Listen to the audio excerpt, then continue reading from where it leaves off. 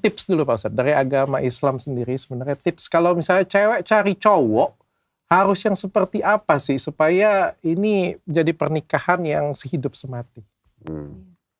Baik, sekali lagi kita bicara lingkup agama Islam ya.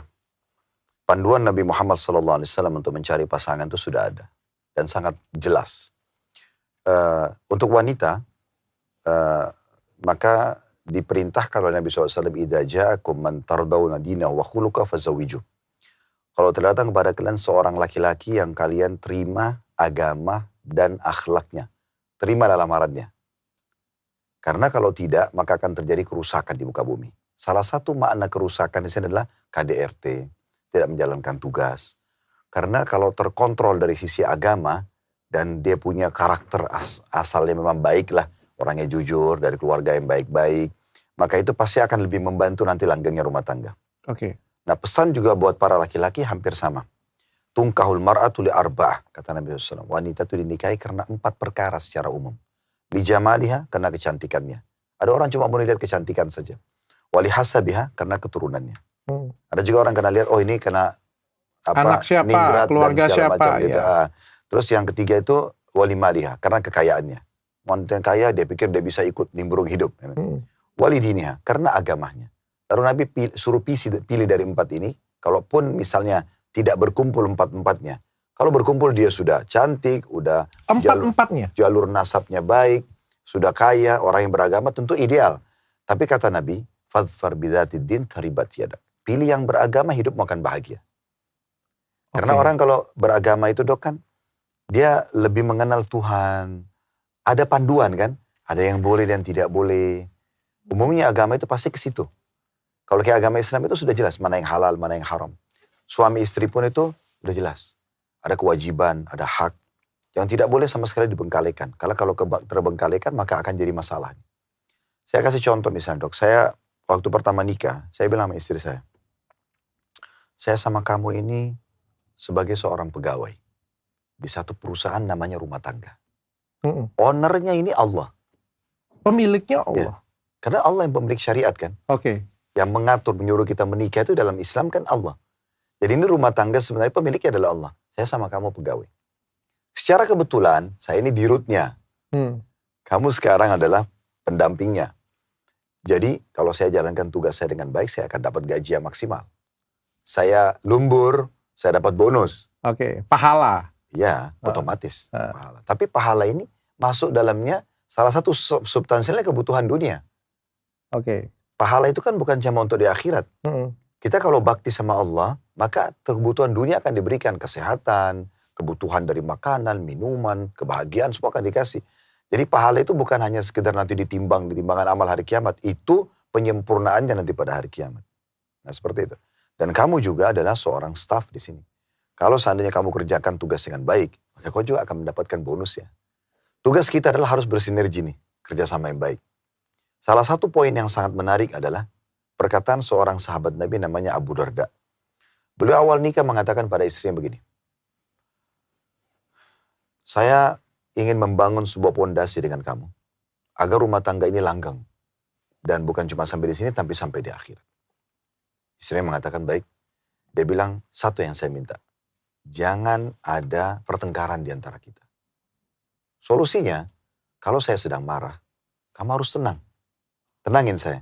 Tapi kalau kamu sedang marah, saya pun tidak akan memicu itu. Sampai kita sudah tenang, baru kita diskusikan. Nah, itu poinnya. Jadi kalau dari pandangan syariat Islam sih, memang agama yang didahulukan. Karena orang kalau sudah coba lebih dekat ke agama, seperti dokter sekarang misalnya sudah mau merasa coba lebih dalami Islam misalnya.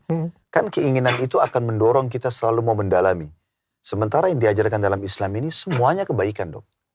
Contoh misalnya, disuruh jujur, amanah, tanggung jawab, bakti sama orang tua, berbuat baik dengan pasangan, memberikan hak anak-anak, berbaik pada tetangga, toleransi dengan agama yang lain, selama bukan berhubungan dengan masalah ibadah gitu kan.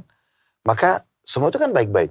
Yang dilarang itu adalah semua yang buruk-buruk. Bohong, menipu, memukul. Dan itu ada di dalam agama. Iya, ini bagian dari agama semua. Dan agama ini standarisasinya luar biasa. Karena seorang muslim misalnya di Indonesia, dia nggak boleh bohong. Di Amerika nggak boleh bohong. Di Australia sama. Jadi harusnya dia jadi orang baik di mana saja. hanya itu atau yang lain juga dipertimbangkan Pak Ustaz? Tentu di yang lain, tapi ini nomor satu. Itu nomor satu, Iya. yang utama. Karena gini, kalau orang beragama, maka secara otomatis jalurnya, nasabnya itu akan terjaga. Karena dia hati-hati. Dia tidak akan sembarangan selingkuh atau apa gitu, karena dia tahu ini tidak boleh. Kita ambil persentasenya. Iya. Dok, bukan berarti orang beragama itu semuanya 100% akan baik, tidak ada pelanggaran. Tapi kita harus fair. Akan ada 1-2 orang, 3-4 orang yang melakukan. Betul. Tapi itu bukan tolok ukur. Oke. Gak bisa misalnya orang ini agamis, tapi kok dia sempat selingkuh, dia pribadi. Kita nggak boleh pukul rata. Kan kita tidak akan terima sebagai warga Indonesia misalnya, kalau ada satu orang Pukul Indonesia, rata semuanya. ya di Amerika mencuri, lalu dikatakan orang Indonesia semua mencuri. Kan kita nggak mau gitu. Setuju. Ah. Sepakat. Jadi memang agama itu akan membawa kepada penjagaan nasab, garis keturunan nanti. Dia juga tidak sembarangan, maaf ya, berzina sana sini misalnya. Dia juga akan menjaga harta pendapatannya harus dari halal, terkontrol gitu kan. Ini terjaga semua. Agama itu bisa menjaga banyak hal. Sementara yang lain belum tentu menjaga itu. Oke. Orang misalnya punya banyak harta nih, tapi dia tidak agamis. Dia akan lebih banyak kecenderungan kepada dunianya kayak judi, kayak bermain perempuan atau selingkuh itu karena tidak ada agama yang mengontrol kan. Kalau orang beragama, dia tergoda pun itu dalam jiwanya ada gejolak. Aduh, kayaknya salah nih. Nah, yang membuat itu kan karena agama. Oke. Makanya agama didahulukan. Oke, setuju aku sih. Jadi kayak satu inti, tapi inti ini mencakup semua hal seperti itu. Nah, yang paling penting itu yang bagaimana agama, yang agama itu yang bagaimana, Pak Ustadz? Oke, kalau kita bicara lingkup pernikahan, dalam Islam itu ada cara mengenal pasangan tanpa harus pacaran. Jadi Islam itu menganjurkan pacaran setelah nikah. Oke, jalan bersama, gandengan, ciuman, pelukan, biologis, lakukan. Tapi setelah nikah. Ta'aruf. Ya, agak beda. Ta'aruf nanti akan saya jelaskan. Oh, ini berbeda? Ya, jadi ini adalah tahap untuk melangkah menikah, walaupun sebenarnya kita tidak pacaran. Itu melalui 4 hal kalau dalam Islam. Yang pertama itu nazar syar'i namanya. Melihat sesuatu yang menarik secara fisik. Dan ini tidak boleh berdua-duaan. Jadi misalnya, saya ini mau melamar, contoh saja dok ya. Saya mau melamar seorang wanita. Maka saya pamit baik-baik untuk ketemu dengan dia dan keluarganya. Terutama wali. Wali itu ayah kandungnya. Ini belum kenal ya Pak Ustadz ya? Misal saya dapat informasi, anak tetangga, sepupu saya, misal. Atau ada satu anak orang yang akan dikenalkan dengan saya. Misal contoh, saya belum pernah kenal, dia juga belum pernah kenal. Gimana caranya supaya kita bisa saling kenalan? Ya udah janjian minta sama keluarganya. Keluarga sama keluarga datang baik-baik, ngobrol. Dan wanita, anak perempuan itu ada di situ. Ada walinya, ada ayahnya. Boleh ditemani oleh keluarga yang lain. Saya pun sama datang. Maka nazar syar'i ini adalah melihat secara fisik dulu. Itu poinnya. Dan yang dibolehkan dalam Islam melihat wajah dan telapak tangan. Wajah ini karena hampir setiap hari kita berinteraksi. Harus ada sesuatu yang daya tarik. Yang buat, secara hati saya suka nih. Apakah melihat kulitnya, paras wajahnya. Pokoknya di paras itu matanya. Itu sesuatu yang menarik buat dia. Dan itu tentu masing-masing orang punya pilihan. Dan telapak tangan ini menggambarkan setengah tubuh yang tersisa. Sebenarnya jadi dia tidak perlu melihat di tubuhnya ini seperti apa atau apa gitu ya. Dalam Islam itu sudah itu cukup. Itu sudah mewakili. Nah yang kedua adalah keluarganya. Secara umum, keluarga ini sudah bisa dikenal karakternya. Ini keluarga dari baik-baik gak sih? Keluarga berpendidikan, keluarga para pengusaha misalnya, atau politikus. Itu pasti dikenal deh keluarga itu. Atau keluarganya memang ugal-ugalan, preman atau apa. Kita kan bisa tahu secara global. Kalau ada 1-2 orang dari keluarga itu tidak baik, itu bukan jadi tolok ukur. Secara global. Dan dari keluarga ini, kalau dalam pandangan Islam dok ya, dari keluarga ayah itu, keluarga ayahnya calon suami dan calon istri ini akan mewariskan fisik. Jadi saya sama dokter, sama istri dokter juga misalnya, ayah kita ini, sama istri saya juga misalnya, dari turunan ayah kita ini itu yang mewariskan fisik. Makanya kadang-kadang ada suami istri, anaknya beda wajahnya. Karena dari jalur ayah-ayah mereka. Kalau dari ibu itu kebanyakan karakter. Apalagi mereka yang memberikan ASI, itu mentransfer karakter biasanya. Jadi kita sudah bisa punya global itu. Oh dari keluarga ayahnya begini, dari keluarga ibunya begini. Yang ketiga, itu adalah mengetahui lingkungan dan aktivitas dia. Ini sederhana saja kalau ini. Cuma ditanya, kalau weekend kamu ngapain aja? Hmm. Oh saya kalau weekend di diskotik, misal. Saya mabuk-mabukan. Saya judi, misal. Atau dia mengatakan, oh saya berbuat baik sama ibu ayah saya. Karena ada yang tua, oh saya lebih suka kumpul sama keluarga. Oh saya sering baca buku. Kan dia bisa nilai itu kan. Iya. Itu sudah cukup. Oh ternyata kebiasaan orang ini seperti ini. Di masa sekarang kita bisa cek medsosnya dong. Iya, oke. Orang pasti tergambarkan di medsosnya karakter dia. Terprofiling. Pasti. Iya. Dia hobi musik, dia akan banyak musik. Dia hobi ceramah, dia akan musik ceramah. Iya. Dia hobi bisnis, akan banyak bisnis. Kan sudah cukup mewakili. Iya. Yang terakhir, tinggal istikharah namanya. Sholat 2 rakaat, khusyuk kepada Allah, minta petunjuk. Oke. Setelah sholat, minta petunjuk. Ada doanya tentunya yang dibaca. Biasanya kalau saya sarankan jemaah saya, kalau belum hafal, maka bisa setelah salam, baca doanya. Nah, nanti akan bisa ada dengan terjemahannya. Ya, minta petunjuk sama Allah. Kurang lebih artinya, ya Allah, kalau di antara potongan doa itu, kalau seandainya pernikahan saya sama orang ini, disebutkan nama dia, baik secara agama saya, dunia saya, dan urusan akhirat saya mudahkan dan berkahi. Dan kalau pernikahan saya sama orang ini, buruk untuk agama saya, dunia saya, dan akhirat saya, maka alihkan saya dari dia, alihkan dia dari saya, dan tunjukkanlah kebaikan dimanapun berada dan buatlah aku menerimanya. Itu diantara isi doanya. Oke, itu teorinya Pak Ustadz ya, kalau mau cari pasangan dalam agama Islam. Ya. Kan bagaimana mencari pasangan biasanya yang tepat. Biasanya kalau dari yang sholat istiqoroh itu jawabannya dalam bentuk apa Pak Ustadz? Kalau jawabannya bisa kecenderungan, bisa informasi positif atau negatif, bisa mimpi. Nah, bisa saja. Kayak misalnya kecenderungan tuh, kita selepas sholat kok lebih tenang ya, gitu. Atau kita dapat informasi. 1-2 hari kemudian ada yang beritahukan. Ada yang kasih tahu. Ya, dia ini gak baik nih, kayak ya, gitu. Kok dapat informasi orang ini, ibunya lagi sakit, dia temanin di rumah sakit. Itu kan berita positif. Kan? Oh, dia lagi ngikutin seminar apa gitu kan. Oh, dia lagi kejar prestasi S2-nya, misal contoh. Atau ada yang DM, ternyata dia nakal, suka apa atau tiba-tiba gitu ya. kita dapat informasi, ada yang kirim medianya, atau kita tidak sengaja buka media, kita dapat ternyata dia mabuk-mabukan atau apa. Nah itu kan berarti sudah informasi. Nah, karena Allah tidak mungkin turunkan malaikat depan mata kita lalu memberitahukan ini orang seperti ini. Tapi dia datang dalam bentuk umatku. Ya informasi seperti itu. Atau kadang-kadang memang, tapi ini jarang sekali ya. Kadang-kadang datang dalam bentuk mimpi yang kita lihat hal-hal positif atau negatif. Kayak contoh kita melihat sesuatu informasi yang mirip-mirip tadi informasi yang sampai tapi dalam mimpi. Oke, Pak Ustadz, tapi kan itu kan secara teori sangat indah sekali Pak Ustadz ya. Misal aja ya Pak Ustadz ya. Anak buah saya ini Islam dan bujangan, atau saya deh bujangan Pak Ustadz. Saya pengen dong mencari pasangan gitu ya, yang seiman, yang kira-kira dalam Islam akan membahagiakan saya dan keluarga saya lahir dan batin gitu. Tapi saya nggak ketemu nih yang Pak Ustadz sampaikan tadi. Ini dok, kan tadi dokter bilang ini sulit kok ini, apalagi di kota besar. Sementara kita kan belum mencoba. Kita seakan-akan memvonis di kota kayak metropolitan Jakarta sudah tidak ada orang baik. Seakan-akan begitu kan. Padahal sebenarnya itu belum tentu. Terbukti, saya buktikan sendiri dengan jemaah saya pada saat kami bahasakan. Ternyata memang di pengajian contoh di Blok M, kalau hari Rabu malam itu, yang hadir 8.000-9.000 orang. Bisa sampai 10.000 orang kadang-kadang. Mereka tidak mungkin menggerakkan kaki mereka datang ke masjid, mendengarkan ceramah 1 jam sampai 2 jam. Misalnya, kecuali ada dorongan kebaikan dalam hatinya kan. Betapa banyaknya orang di situ yang bisa kita jadikan sebagai tolok ukur orang baik. Circle-nya. Masih banyak orang baik. Dan berapa banyak juga kalau kita tidak bicara agama pun, cukup banyak keluarga-keluarga yang memang peduli dengan pendidikan anaknya, sehingga anaknya berprestasi dalam sekolah. Contoh dokter nggak mungkin jadi dokter kalau orang tua tidak peduli misalnya contoh. Dan berapa banyak orang yang berprestasi menjadi sarjana karena orang tuanya baik. Kan gitu.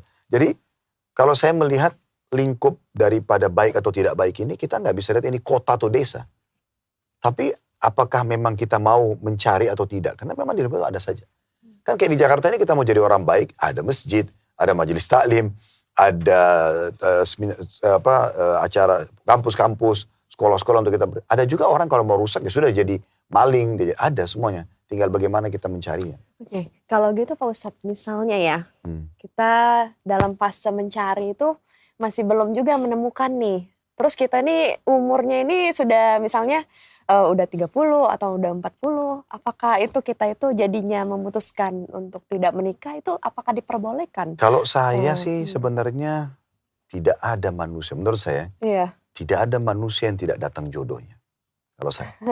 Cuman kadang-kadang kita yang rewel. Yang datang putih nggak cocok terlalu putih, yang datang hitam terlalu hitam, yang datang gemuk terlalu gemuk. Iya, yang datang umurnya beda 10 tahun terlalu tua. Datang yang seumur kayaknya terlalu sebaya. Jadi memang kita yang rewel. Coba dok, dan mungkin sama istri renung ya.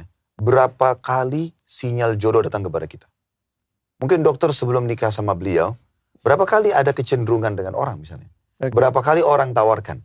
Begitu juga mungkin dengan beliau. Itu sinyal jodoh sebenarnya kan. Semua orang dapat itu. Saya pernah lihat di satu media kita, ada orang bapak-bapak, subhanallah, tangannya puntung dua-dua, kakinya puntung, punya istri, punya anak. Ada. Dan itu cukup banyak. Ada orang kerjanya cuma jual gorengan di pinggir jalan. Ada istri, ada anaknya. Anaknya jadi sarjana. Karena orang nggak rewel. Kan gitu. Ya udah kalau kita terlalu idealis, ini terutama kalau terlalu banyak dari tontonan dok ya. Iya betul. Karena terlalu banyak sering nonton artis yang sempurna. Contoh misalnya, ya kan? Sehingga bagi dia, oh istri saya harus seperti artis ini. Ya susah karena itu cuma satu. Atau seperti itulah. Jadi terlalu idealis. Kalau dia tidak seperti itu. Pernah lihat nggak dok? Ada laki-laki tampan sekali, istrinya jelek, bisa biasa. Atau kita balik. Ada perempuan cantik suaminya biasa. Kenapa? Karena mereka tidak terlalu idealis. Bagi mereka, ya udah ini sinyal jodoh saya datang. Bagi saya sudah baik, udah saya melangkah. Bahagia-bahagia aja tuh. Kan gitu. Nah masalah meletakkan diri di idealis ini yang harus hati-hati. Pak Ustadz, tapi kan kalau dari yang Pak Ustadz cerita tadi, berarti itu kan pernikahan dalam Islam itu adalah pernikahan, mohon maaf ya Ustadz ya, tanpa cinta. Berarti kan kita kan fisik dulu dong Pak Ustadz. Cintanya itu cinta fisik ya, bukan cinta dari hati ya kita ngomong. Kan ada orang yang mencintai itu dari sifat, dari karakter. Ini kan kita mencintai dari fisik. Kira-kira apakah cinta seperti itu di Islam itu bisa membawa keluarga itu jadi lebih bahagia? Nah, pertama saya jawab dulu secara by data ya. Secara data, secara nasional, nanti dokter bisa searching juga itu. Perceraian terkecil di dunia itu Saudi. Perceraian terkecil ya. Dan memang mereka umumnya pernikahannya seperti itu. Saya dulu di kota Madinah, 7 tahun. Sahabat dekat saya tanya dia. Karena di sana perempuan semuanya berjilbab, tertutup. Tapi mereka berjalan rumah tangga, masyarakatnya oke gitu kan. Negaranya negara kaya gitu. Dan persentase perceraian kecil sekali. Saya tanya, gimana caranya kamu menikah? Dia bilang, saya kalau sudah ada kecenderungan rasa menikah, karena selama ini mainnya sama laki-laki. Perempuan sama perempuan gitu. Kecuali sama saudarinya, sama ibunya, yang mahram kalau dalam agama Islam, oke. Dia bilang, kalau saya ada kecenderungan, saya bilang sama ibu saya mau menikah. Ibu saya kemudian mencarikan kandidat. Sepupulah, anak tetanggalah, siapalah gitu ya. Dicari sama mereka. Ibu saya ini mendatangkan 5-6 kandidat. Inilah. Yang ini secara fisik begini. Yang kedua begini. Yang ketiga begini. Dari keluarga ini, ini sekolahnya jurusan ini, jurusan ini. Nanti saya kalau cenderung, oke, saya mau yang C aja deh. Dari A, B, C, D ini, saya mau yang C. Oke, diaturlah waktu untuk ketemu, dan ketemu mereka. Setelah ketemu, merasa cocok, istikharah, mereka menikah. Kapan mereka interaksi? Itu pada saat setelah nikah memang. Oke, itu dulu secara by data ya. Sekarang kita secara akar rasional dulu. Apa bedanya orang pertama pacaran dengan orang langsung menikah? Orang pertama pacaran dengan orang sekarang dokter menikah. Baru kenal wanita, terus pacaran nih. Kan baru mau kenal kan? Belum ada cinta kan? Betul. Masa langsung ada cinta kan tidak mungkin. Iya. Nah apa bedanya dengan orang langsung nikah aja? Sama-sama jalan kok. Tapi satu bisa batal, satu nggak bisa batal. Kenapa? Harus bisa batal. Kenapa nggak bisa batal? Sekarang kalau orang berjalan nih, ini kan bisa putus kan? Bisa. Ini ada perceraian. Kalau emang ada masalah. Oke. Tapi di sini Anda sudah bebas.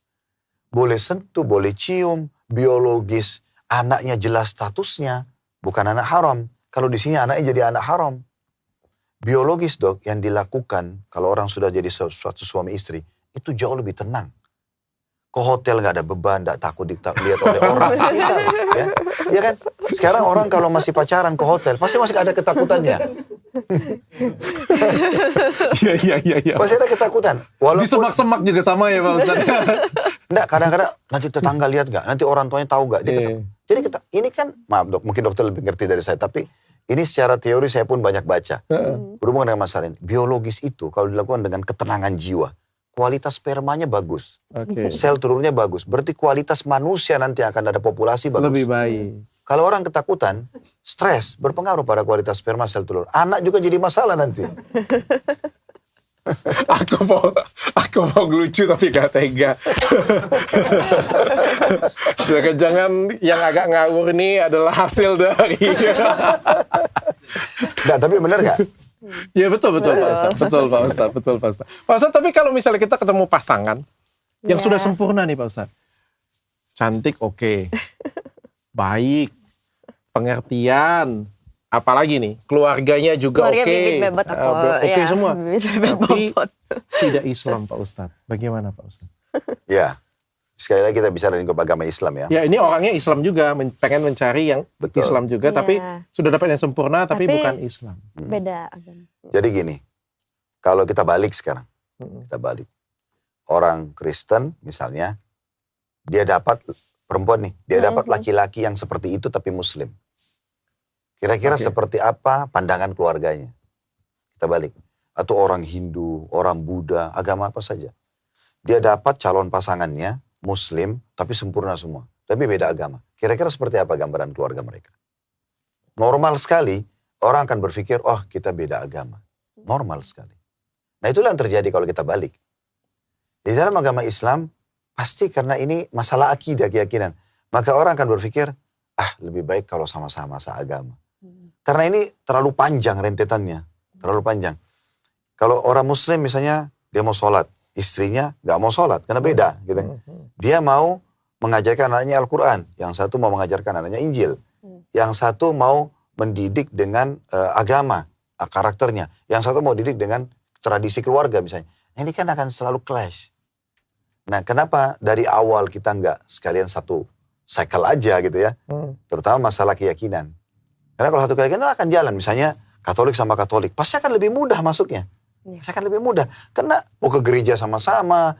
Mau makan apa yang dibolehkan. Yang tidak boleh mereka sudah saling tahu. Tinggal panggil romonya. Nih gimana nih nasihatin. Kan gitu. Tapi kalau beda nih. Sekarang yang Muslim sama non-Muslim. Gimana caranya? Ini nasihatin harus tokoh Islam. Ini harus tokoh agama yang lain. Kan akan terus begitu. Belum lagi anak-anak ke depannya. Anak ini mau pikir yang mana, mau pilih yang mana. Mereka akan bingung kan. Nah jadi memang idealnya kita bicara itu lebih tepat kalau seandainya sesama gitu ya, sama agama. Nah cuma memang dalam Islam ada toleransi yang terjadi. Di beberapa titik, di beberapa keadaan. Seperti contoh dalam surah Al-Ma'idah. Surah nomor 5 ayat 5. Al-Ma'idah ini artinya makanan dari langit dok. Jadi dalam Al-Quran itu ada beberapa surah Al-Quran yang bercerita tentang Nabi Isa alaihissalam. Nah, orang-orang Muslim kan wajib mengimani risalah beliau. Tapi bedanya sama orang Nasrani tidak mengakui sebagai anak Tuhan saja. Nah, Al-Ma'idah ini di akhir ayatnya itu diceritakan tentang bagaimana pengikut Nabi Isa dikenal dengan Hawariyun dalam bahasa Arab. Mereka tuh sahabat-sahabat Nabi Isa meminta, wahai Isa putra Maryam, bisa enggak engkau minta kepada Tuhanmu turunkan makanan buat kami dari langit. Dari surga mintanya. Lalu kata Nabi Isa, bertakwalah kepada Allah. Jangan minta hal seperti ini sesuatu yang agak aneh gitu, unik. Maka mereka mengatakan supaya hati kami tenang. Maka Nabi Isa pun berdoa kepada Allah. Allah pun mengatakan hari ini saya akan turunkan makanan dari surga. Siapa yang beriman setelah itu, dia akan aman. Tapi yang kufur saya akan siksa. Tidak ada siksaan kepada orang selain mereka. Maksudnya siksaan yang sangat pedih. Karena ini sudah turun makanan dari surga, gak mungkin kalau gak percaya. Nah itu namanya surah Al-Ma'idah. Nah di ayat 5-nya, itu Allah berfirman tentang kaum laki-laki Muslim boleh menikah dengan wanita ahli kitab. Boleh menikah dengan wanita ahli kitab. Yahudi atau Nasraniyah. Tetapi tetap saja di sisi yang lain, ayat yang lain, itu diperintahkan kalau bisa seagama. Supaya bisa lebih ideal lah ke depan. Karena ideal. Itu agama itu hal yang prinsip ya Pak Ustadz. Prinsip, ya? Karena dia panduan hidup.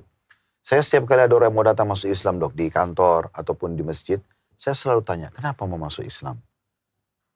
Kalau karena pernikahan, kalau karena faktor ekonomi, karena faktor politik, Misalnya Indonesia ini kena mayoritas muslim supaya dia merasa aman. Misal contoh, walaupun alhamdulillah tidak ada apa-apa di sini. Tapi contoh saja. Maka semua ini saya tepis. Karena ada juga yang datang, Dok, dia sudah bawa pasangannya masuk Islam supaya mau menikah. Maka saya bilang, jangan karena ini. Karena agama itu panduan hidup. Oh, Pak Ustadz tidak sarankan seperti itu? Tidak disarankan. Saya suruh ubah dulu niatnya. Oh. Jadi masuk Islam jangan karena pernikahan. Masuk Islam jangan karena sekedar suka. Masuk Islam jangan hanya sekedar ekonomi. Karena Islam ini agama. Dia menjadi panduan hidup setelah itu. Setelah masuk Islam nih, makanannya, minumannya, pakaiannya, pendapatannya, pergaulan semua diatur sama Islam. Mana halal boleh, mana yang haram tidak boleh. Kan begitu? Oke. Harus dari dalam hati ya? Iya, jadi kapan gagal pernikahan itu tidak mengganggu dia. Kapan dia tidak berhasil dapat proyek itu tidak mengganggu dia. Oke. Nah, itu prinsip dasar dulu. Kalau sudah perbaikin niatnya baru kami pandu syahadatnya gitu. Oke. Pak Ustadz, bagaimana kalau misalnya kan zaman sekarang ini agak sedikit terjadi pergeseran ya, Pak Ustadz, terutama pergeseran, apa ini namanya, pergeseran waktu lah Pak Ustadz ya. Sekarang ini banyak orang itu menunda untuk menikah. Bahkan orang di luar negeri itu tidak mau punya anak. Tidak menikah dan tidak mau punya anak. Terutama ada yang menikah tapi pengen child free Pak Ustadz. Nah, pendapat Pak Ustadz bagaimana Pak Ustadz? Ini kan tidak ada agama dalam hidup mereka, Dok. Ya, karena saya yakin semua agama, apalagi agama profetis ya, Yahudi, Nasrani, dan Muslim, pasti pernikahan itu adalah ibadah. Ya, karena mereka tidak pegang agama. Kalau tidak ada agama, maka mereka akhirnya terbawa dengan prinsip-prinsip hidup yang dibangun di tengah-tengah masyarakat mereka. Contoh, kalau sudah tersebar di masyarakat tersebut, oh menikah itu beban. Karena saya kalau jadi suami, saya nggak bisa free lagi. Misal, saya jadi istri, saya nggak bisa lagi bebas. Misal. Nah itu jadi masalah buat mereka. Saya contoh, Dok, saya pernah bimbing jemaah kami umroh, tapi plus Spanyol. Kebetulan tour leadernya itu orang Spanyol asli, agama Katolik. Namanya kalau tidak salah, saya lupa, subhanallah namanya saya lupa. Tapi orang ini sudah 52 tahun umurnya. Oke. Setelah jalan kami, kenalan gitu kan, karena dia yang pandu dalam bahasa Inggris, teman-teman di situ juga sebagian kami terjemahkan karena tidak semua orang kita paham itu. Terus pas mau pulang, saya traktir dia minum kopi sama-sama, terus saya bilang, Petro namanya, Petro, nanti setelah ini kamu akan pulang ke istri sama anak kamu. Saya bilang begitu. Terus dia bilang, enggak, saya free man. I don't have wife, I don't have child. Loh, kenapa? Saya tanya kenapa? Bilang untuk apa? Saya butuh perempuan, saya tinggal pergi ke tempat pelacuran. Saya mau lihat anak-anak, saya tinggal datang ke satu yayasan sosial. Kalau kita mungkin rumah anak yatim, selesai. Tapi saya bebas, saya free. Saya tidak butuh untuk mengatur waktu dengan dia. Saya tidak butuh memberikan haknya.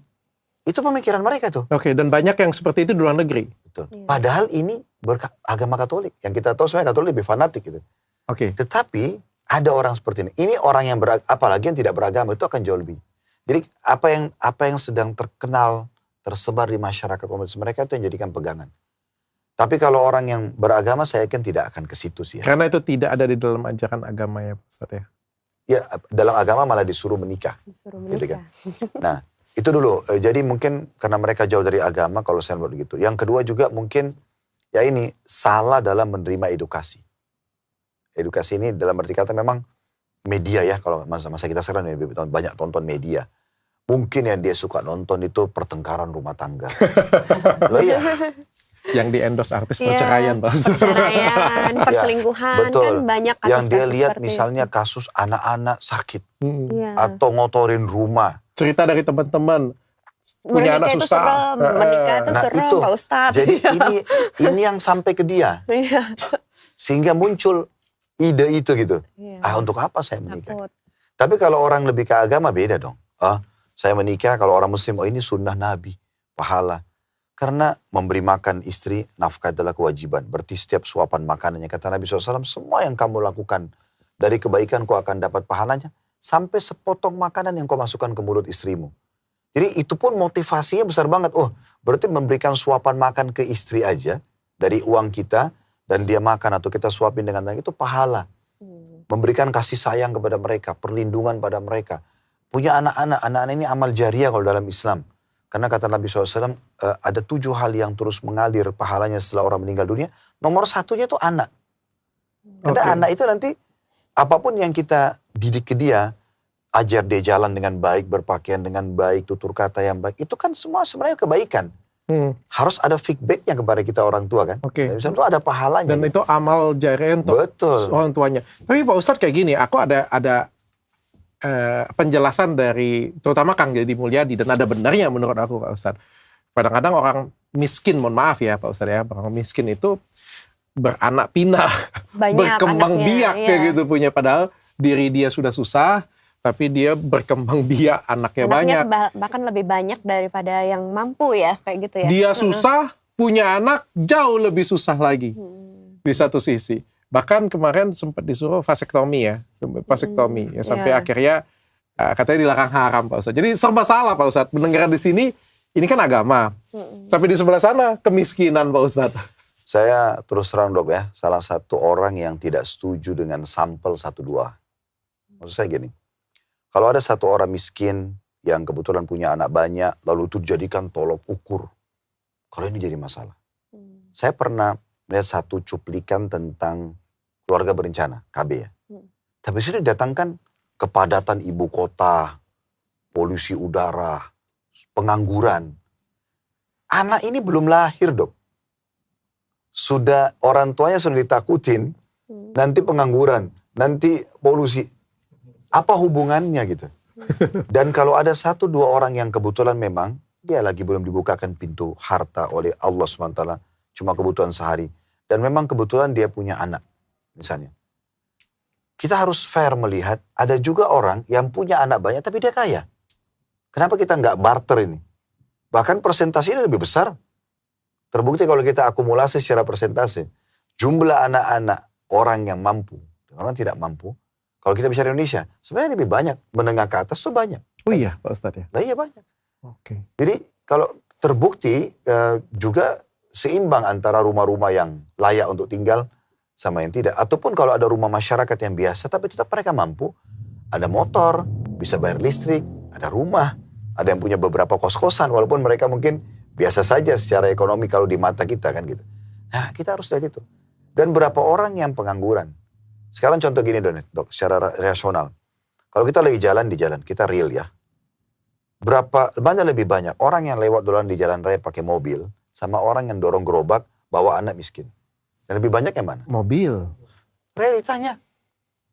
Realita itu realita. Kita harus real. Karena kita kalau mau survei 1 persatu susah kan. Artinya kita lihat, mirip dengan kalau saya lihat orang sakit sama orang sehat. Mana lebih banyak? Bagaimana cara kita mengetahuinya? Coba lihat berapa banyak pasien di rumah sakit.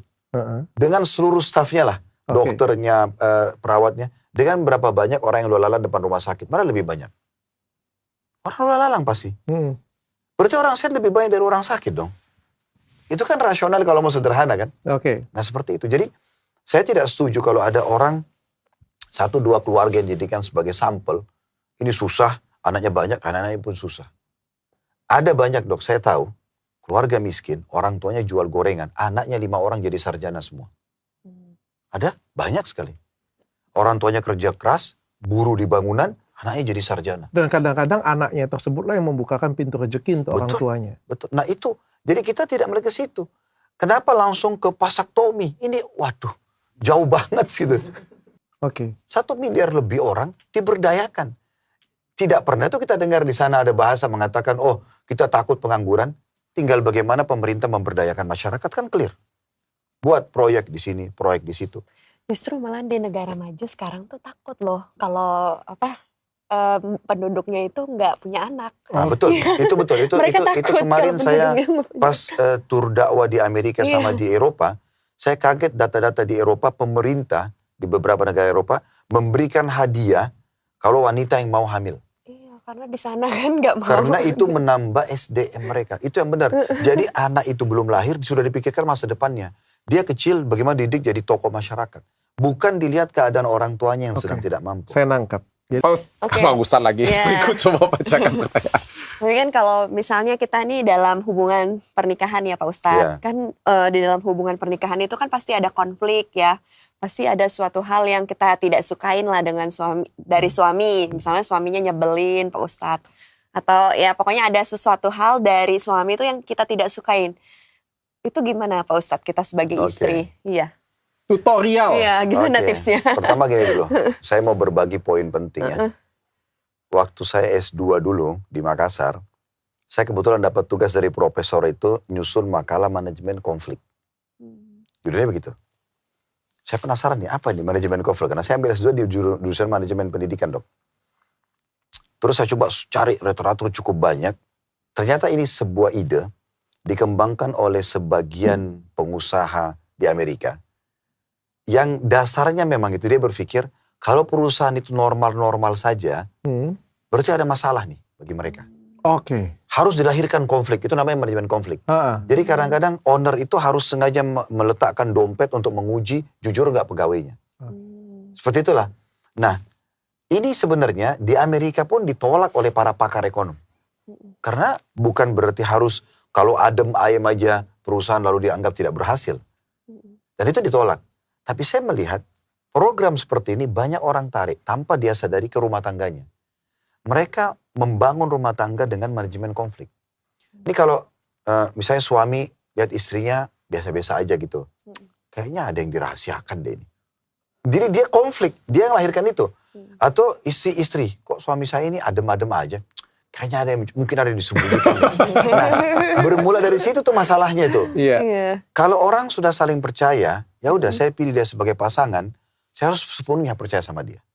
Saya sampai bilang sama istri saya, apapun statement yang sampai ke saya tentang kamu, saya nggak akan percaya. Saya akan dengar dari kamu langsung. Kalau itu benar, baru saya percaya. Karena begitu rapuhnya rumah tangga, Dok, kalau setiap pihak ketiga bicara kita percaya. Kita harus membangun prinsip dalam rumah tangga. Saya biasa ajarkan kepada jemaah di pengajian. Kita harus punya prinsip dalam rumah tangga. Sebagai contoh, suami istri sudah sepakat nih. Kita mampu membeli mobil dengan nilai misalnya 200 juta rupiah. Jadi itu kemampuan kita. Kita sudah tahu ini sumbernya dan sampai di situ kapasitas kita. Tidak bisa lebih. Lebih mungkin kita akan kesulitan. Belilah merek tertentu misalnya. Begitu kita beli, terus tetangga datang atau teman datang, loh kok kamu beli mobil itu? Misalnya merek X gitu. Oke, terus mungkin orang yang tidak punya prinsip akan mengatakan, loh memang kenapa? Ya menurut saya lebih bagus merek ini. Kalau orang tidak punya prinsip, Dok, dia akan diskusi lagi, kayaknya kita jual aja nih. Paksain diri utang untuk ganti merek seperti temannya bilang. Kalau temannya datang 5 orang sehari, apa dia 5 kali akan ganti mobil? Lah iya, karena dia akan terbang terus. Tapi yang punya prinsip begini, oh memang kami sudah sepakat. Ini yang kami suka, ini budget kami. Ini yang kami mampu. Yes. Contoh, tembok rumah kita cat warna coklat muda. Kita sudah sepakat nih. Batu alam di depan, pakai keramik yang sebatas kemampuan kita. Dan kita suka warna itu. Siapapun datang, loh kok kamu cat warna ini? Oh karena ini warna kesukaan saya. Clear. Kalau enggak, loh terus menurut kamu warna apa? Oh menurut saya warna biru yang bagus, dicat lagi. Kalau sehari 5 orang yang datang, 5 kali warna cat diganti. Kan enggak mungkin. Nah itu dulu. Itu dulu pertama. Jadi jangan menggunakan dalam rumah tangga dan perusahaan itu manajemen konflik. Mulai dengan hati yang bersih. Mulai dengan prasangka yang positif. Itu yang pertama. Yang kedua, kita ini, Dok, masing-masing dari suami istri itu terbentuk dengan pola-pola oleh orang tua kita. Saya dokter, sudah terbiasa dulu sebelum menikah dengan pola makan, pola tidur, pola pikir, mandi, apalah, olahraga. Mungkin istri juga begitu. Iya. Sekarang dokter misal contoh, saya tidak tahu dulu nikah umur berapa, tapi contoh umurnya 30 tahun laki-laki, perempuan 25 tahun. Ini sudah terbiasa dengan pola-polanya, di orang tuanya ini biasa pola-polanya. Terus ini bersatu nih. Ini nggak mungkin nggak ada gesekan. Betul. Pasti. Nggak mungkin. Yang ini biasa tidur 6 bangun jam, pagi, ini 8 ada yang jam. bangun siang. Ini biasa rapi, bersih, ini berantakan. Iya, betul. Kalau saya melihat, inilah ta'arufnya. Di sini saya bilang ta'aruf. Jadi ta'aruf dalam Islam itu, perkenalan suami istri, berjalan setelah akad nikah. Itu yang orang bilang kenalan sebelum nikah itu bagi saya omong kosong, Dok. Mohon maaf saya bahasakan ini. Orang kalau pacaran. Karena orang pacaran itu akan selalu penampilannya dijaga, tutur katanya baik, selalu kelihatan baik. Ada orang 10 tahun pacaran, 2 bulan nikah. Masuk akal. Beda sih Pak Ustadz. Kenapa? Nah, tapi kalau orang menikah, itu udah langsung karakter aslinya. Iya benar. Masuk akal. Memang benar apa yang dirasain. Betul. Iya. Pacaran bertahun-tahun berbeda dengan saat menikah. Ya. Makanya Islam memperkenalkan ta'aruf setelah menikah. Disitulah kita akan beradaptasi. Lebih real. Nah, makanya kadang-kadang ada orang sudah 10 tahun dok, bahkan sudah jadi kakek-kakek sama nenek, kadang-kadang masih konflik. Masih ada yang belum cocok. Kenapa? Karena selama ini pola yang sudah dibina sebelum menikah masih dipertahankan. Apa solusinya? Saya selalu mengatakan, sebagai orang Islam, dok, ya kita bicara Muslim. Kalau Islam saya mengatakan semua suami istri dalam Islam itu harus di atas rumah tangga mereka ada satu pedoman utama, itu adalah Islam. Yang menilai ini salah atau benar Islam, agama, bukan pribadi, bukan egoisme. Oh, bukan pendapat pribadi. Bukan. Harus agama. Allah yang menentukan, yang menciptakan kita. Siapa yang salah, maka dia minta maaf. Menurut agama. Siapa yang benar, dia memaafkan. Buka lembaran baru. Selesai. Oh. Karena memang dalam rumah tangga itu harus selalu buka lembaran baru. Saling memaafkan, clear. Semua bukti chat yang bertengkar itu hari, semua tutur kata, hapus dari mindset kita. Saya adalah orang baru hari ini.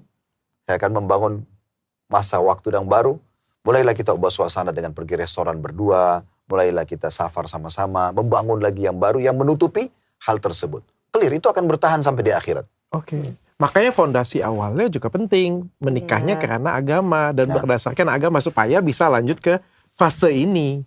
Waktu ribut atau waktu bertengkarnya. Betul. Seperti itu Pak Ustadz ya. Tapi kalau misalnya nih kita sudah menemukan pasangan yang secara Islam misalnya ya. Tapi istrinya itu pengen negur suaminya gitu, biasa kan ya suaminya mungkin ada apa kayak gitu pengen tegur, tapi bagaimana sih cara istri tegur suaminya supaya sesuai Islam? Iya. Kita bicara dan belajar karakter dulu dok. Karakter laki-laki dan perempuan berbeda bawaannya ya. Kalau laki-laki itu dominan akal itu masalah solusi sederhananya. Perempuan itu dominan perasaan. Perasaan itu dia merenyuh dulu baru solusi. Sebagai contoh, kalau kita lagi di jalan dok, saya sama di jalan terus istri telepon. Ini listrik padam di rumah. Karena kita dominan akal, itu pikiran kita langsung ke solusinya. Apa jalan keluarnya? Kadang-kadang karena kita lagi sibuk pikirin solusi, kita lupa bilang sayang. Gitu. Oke, sekarang saya teleponin dia, Assalamualaikum, tutup misalnya. Tapi karena istri dominan perasaan, dia tersinggung. Kok gak bilang sayang sih? Padahal sebenarnya untuk dia itu. Nah ini karakter kadang-kadang gitu ya. Kalau perempuan dominan perasaan, dia merenyuh dulu kadang-kadang baru berpikir. Solusi, contoh yang lain tadi kalau kita lagi naik mobil, ban mobil pecah. Laki-laki kalau turun, oh pecah. Pikirannya solusi, bengkel. Perempuan gak, dia lihat dulu kenapa bannya pecah ini. Dia lama itu dengan perasaan dia dulu, baru dia pikir jalan keluarnya. Nah itu perbedaan karakter ada. Kenapa ini saya bahas? Karena kalau kita saling paham ini, kita akan mudah nanti menyelesaikan konflik dok. Memberikan masukan. Berarti cara memberikan masukan kepada laki-laki, itu lebih kepada rasionalnya. Masuk akal gak bagi dia? Dia langsung terima kalau masuk akal tuh. Kalau perempuan tidak seperti itu. Kan gitu. Jadi kalau misalnya istri telat buat makanan yang dokter pengen. Kalau dia bilang, maaf ya, tadi sebab saya urus anak dulu. Rasional. Saya yakin dokter langsung terima, karena rasional banget. Tapi kalau perempuan kena perasaan berbeda, kita mau amalnya beda. Kalau kita janjian sama istri, jam 3 ya saya jemput. Terus kita telat nih, setengah jam. Kalau saya sama dokter laki-laki gampang. Dok, tadi saya telat, sorry ya, kena macet. Ayo kita jalan yuk. Rasionalnya dokter kan nyambung tuh. Oh ya sudah langsung jalan. Perempuan gak bisa gitu. Kita duduk dulu, perasaan nih. Maafin ya tadi, pegang mungkin tangannya, dirayu sebentar, baru. Oke. Lah iya. Ada caranya lah ya. Ada caranya. Harus tahu karakter. Jadi itu dulu yang pertama. Kita harus mengenal karakter pasangan. Karena ini berbeda. Dua makhluk yang berbeda karakter. Makanya Allah satukan dalam satu rumah tangga supaya sempurna nih. Kalau satu dominan akal, cocok untuk di luar rumah dok.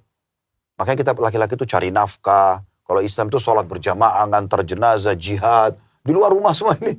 Perempuan itu kena perasaan, ya dia hamil, punya anak. Itu kan butuh perasaan. Kita kalau laki-laki tinggal di rumah, sebulan jaga anak bisa ubanan dok. Lah iya, karena urus tangisannya, urus kotorannya. Karena memang alam kita bukan di situ, alam kita tuh di luar. Walaupun kita bisa melakukannya.